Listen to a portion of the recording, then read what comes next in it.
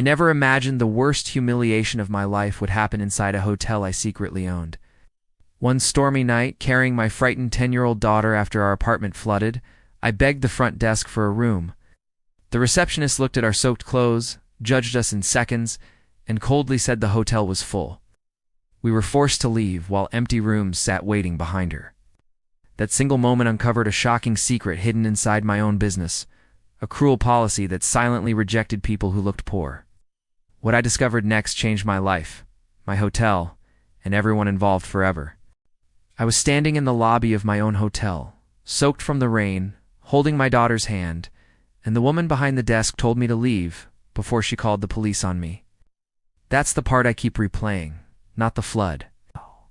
Not the years of work it took to get that hotel open. Just her face and the way she looked at my daughter like she was something that needed to be removed from the room. My name's Daniel. I'm 34, and I've got a 10-year-old daughter named Mia. Her mom passed away when Mia was 4, and it's just been the two of us since. I work nights doing maintenance at a hotel off Route 9, about 40 minutes outside Columbus. Boiler repairs, fixing locks, patching drywall when guests trash a room, that kind of thing. It's not glamorous work. I come home smelling like bleach and WD-40 most nights. What almost nobody knows, including most of the staff I work alongside, is that I own the place. I bought it 6 years ago through a small holding company with a name that doesn't have Reyes anywhere in it. Back then, it was falling apart, 2 stars on every review site. A place truckers stopped at because it was cheap and nothing else. I'd been working construction for years, saved every dollar I could, and took out a loan that scared the hell out of me to buy it. My wife thought I was out of my mind. She died 8 months after we closed on it. Car accident, wet road, a guy who ran a light. I don't like getting into the details more than that. After she was gone, the hotel became the thing that kept me upright. I worked on it obsessively. New mattresses, fixed plumbing, retrained the cleaning staff, redid the parking lot lighting so women didn't have to walk to their cars in the dark. It slowly turned into something people actually wanted to stay at. 4 stars now, regulars.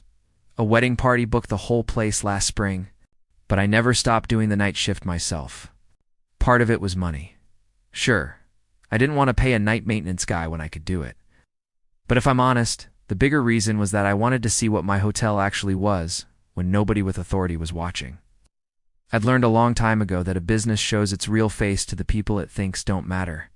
I wanted to be one of those people sometimes. Coveralls on tool belt, nobody looking twice at me. I never told Mia the full truth about any of this.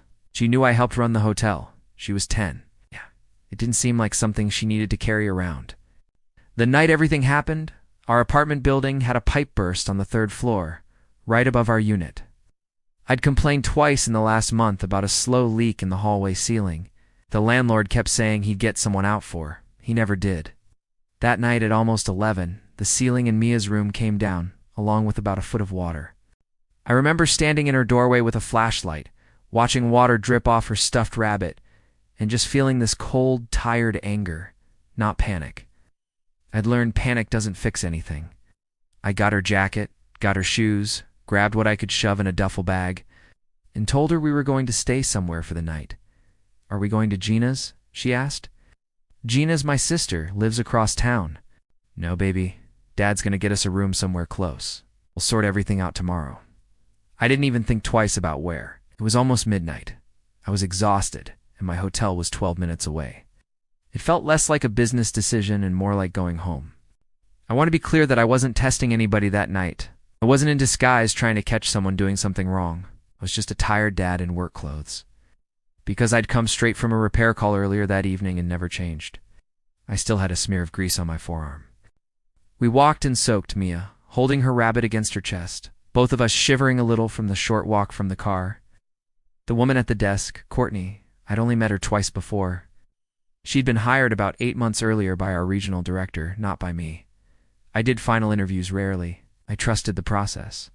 She looked up at us, and her expression changed almost instantly. Not concern. Something closer to distaste. "Can I help you?" Her tone had this clipped, guarded quality. "Yeah, hi. I need a room for the night." "Just one. Queen's fine. My daughter and I had a pipe burst at our place." She glanced at her screen, then back at me, then at Mia. who was shivering and quiet, hugging her rabbit. "We're actually fully booked tonight." I looked past her at the key slots on the wall behind the desk.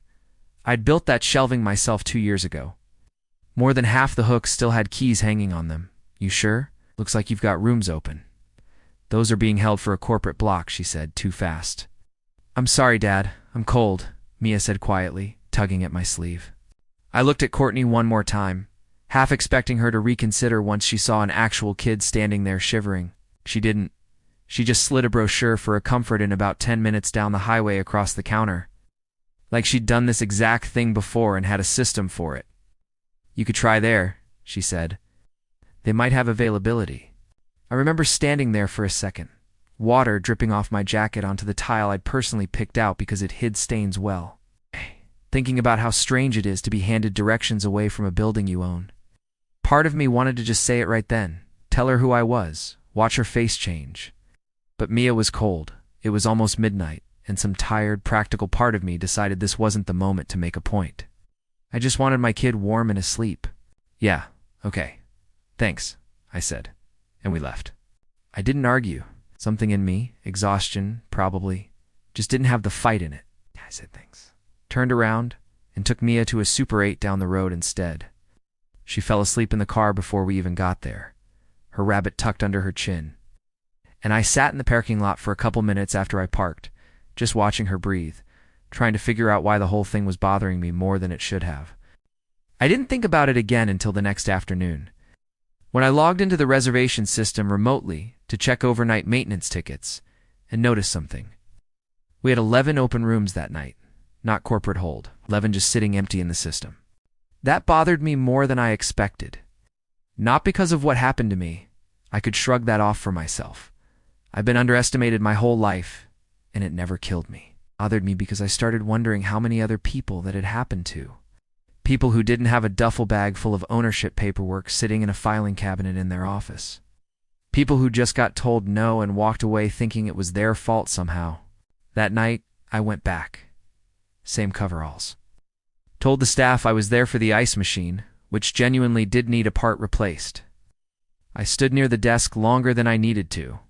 Around 10, a man walked in wearing a suit, no bag, clearly just passing through.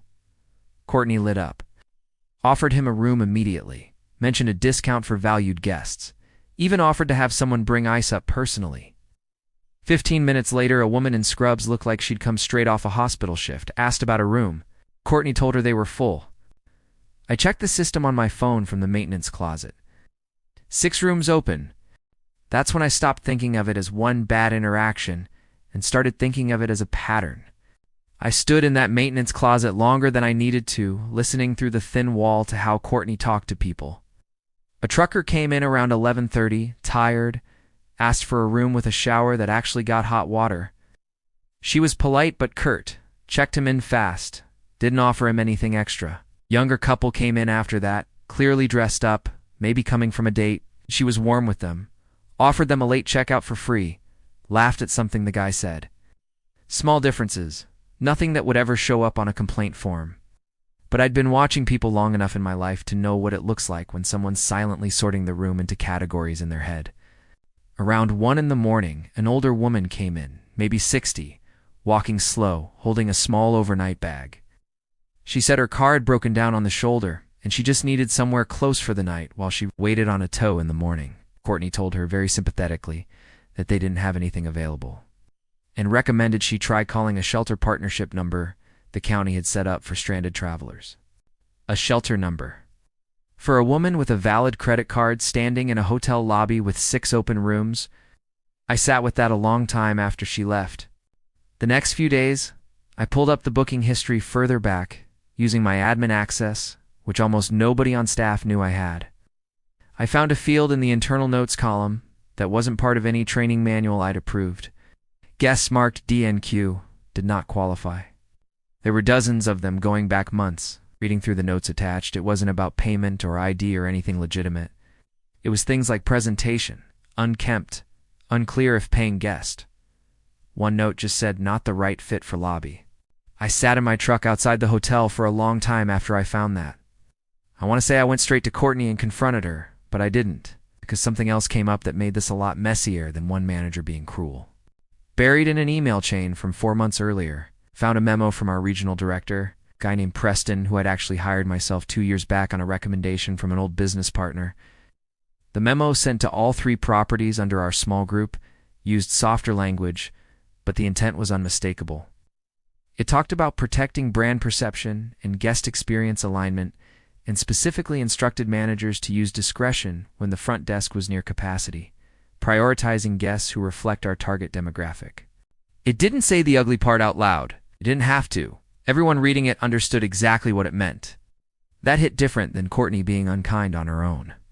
It meant this wasn't one bad employee. It was a policy quietly baked into how 3 properties operated. Properties with my name on the deed and none of my values anywhere near the decision-making. I thought about my mom that night, more than I had in years. When I was 7, she took me and my little sister to a motel after our heat went out for the 3rd time that winter. We waited in the lobby while she talked to the guy at the desk, and I remember him looking at her ripped coat and her tired face and telling her they were full. Even though the parking lot outside had maybe 4 cars in it, we ended up sleeping in the car that night with the engine running for heat. I didn't understand back then why my mom cried after we got back in the car. I understand now. I built this business, in part, because I never wanted anyone to feel that specific kind of small ever again. And somehow, without me noticing, it had grown a version of that same cruelty inside it, just wearing a nicer uniform.